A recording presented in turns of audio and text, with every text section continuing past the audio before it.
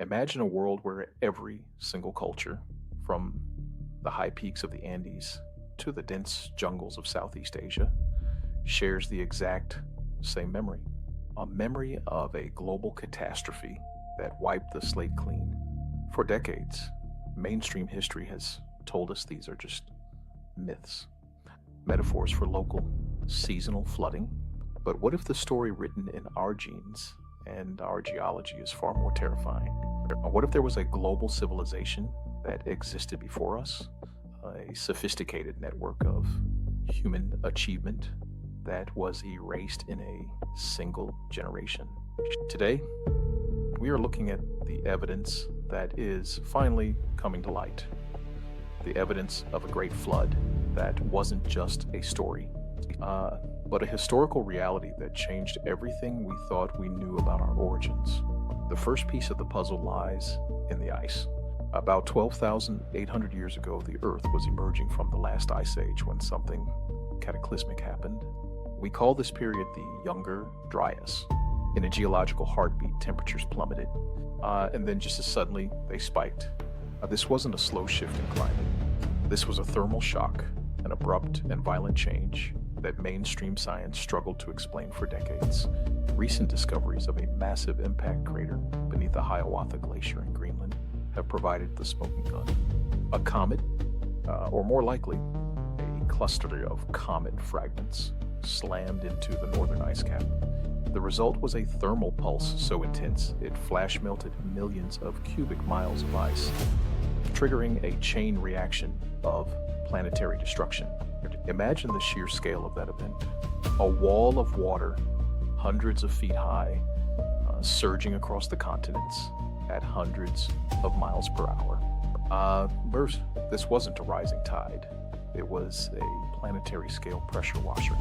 It didn't just flood the land, it reshaped it. If you look at the Channeled Scablands in Washington State, you see giant ripple marks that are dozens of feet high, features that can only be created by water, moving with the force of 1,000 Niagaras. These aren't just scars on the landscape. They are the physical, undeniable signature of the Great Flood, etched into the very bedrock of our planet. This cataclysmic event would have generated tsunamis of unimaginable power, scouring coastlines and obliterating any coastal settlements in their path. The sheer kinetic energy released would have been enough to trigger earthquakes and volcanic activity, adding to the global chaos. The world would have been plunged into a temporary but devastating dark age. But what did we lose in that water? This is where the archaeology gets truly uncomfortable for the status quo. We are taught that humans at this time were simple hunter-gatherers, living in caves and struggling for survival. Yet we find sites like Gobekli Tepe in Turkey, which dates back to exactly this period, around 12,000 years ago. Gobekli Tepe isn't a collection of huts. It's a massive, sophisticated megalithic complex that required advanced engineering, precise astronomical alignment, and a level of social organization that supposedly didn't exist for another 6,000 years.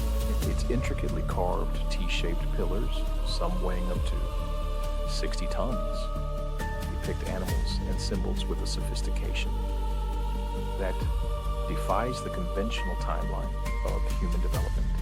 How could hunter-gatherers, supposedly lacking advanced tools or settled agriculture, construct such a monumental site? This discovery alone forces us to question everything we thought we knew about the dawn of civilization. How was that possible?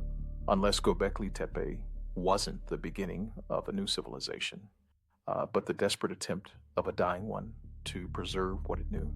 It's as if the survivors of a global apocalypse gathered to bury their knowledge literally in the hills of Anatolia.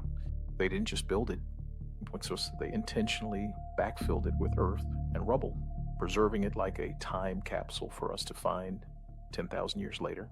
This act of deliberate burial suggests a profound understanding of future geological processes and a desperate hope that their legacy would one day be rediscovered. It speaks to a level of foresight and planning that is simply not attributed to the cultures of that era by conventional archaeology. The flood myths themselves are eerily consistent across cultures separated by vast oceans and millennia.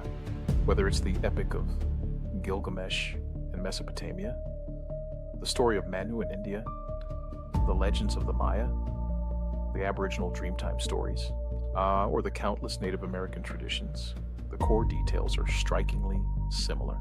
A warning is given, a vessel is built, seeds and animals are saved, and most importantly, the survivors are described as civilizers, beings who brought agriculture, law, writing, and architecture to a world that had forgotten them.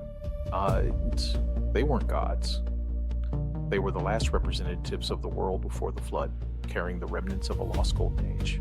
These aren't just quaint folk tales. Okay, they are collective cultural memories passed down through generations, hinting at a shared, traumatic past. Geologists have long pointed to the sudden rise in sea levels at the end of the last ice age, known as Meltwater Pulse 1b. Sea levels rose by over 400 feet globally. Think about where most of our civilizations built today. New York, London, Tokyo, Shanghai, all coastal.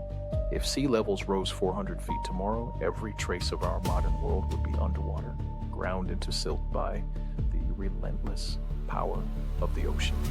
Within a few thousand years, there would be almost nothing left to find.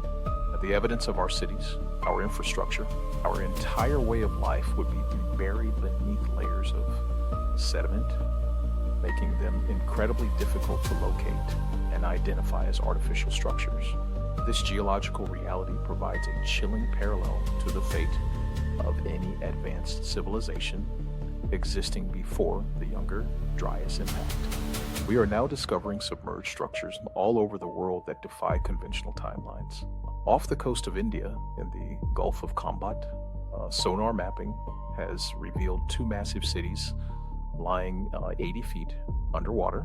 These cities are 5 miles long and 2 miles wide, with geometric layouts that suggest a level of urban planning we thought was impossible 9,000 years ago. Artifacts recovered from the site, including wood carbon dated to 7,500 BC, suggest these were thriving urban centers long before the first dynasties of Egypt or Sumer. Similar underwater ruins have been found off the coast of Cuba, Japan, the Yonaguni Monument, and in the Mediterranean. Now, these aren't natural formations. They are clearly man-made, yet their existence is largely ignored or dismissed by mainstream archaeology because they don't fit the established narrative of human development. Why does this matter? Because if we accept that a global civilization existed before the flood, we have to rethink our entire trajectory as a species. We aren't the first to reach the pinnacle of achievement. We are a species with amnesia, living on the ruins of a world we forgot. The Great Flood wasn't just a natural disaster. It was a reset button, wiping the slate clean and forcing humanity to start almost from scratch. This isn't just about ancient history. It's about understanding our own potential, our own fragility, and the cyclical nature of civilization.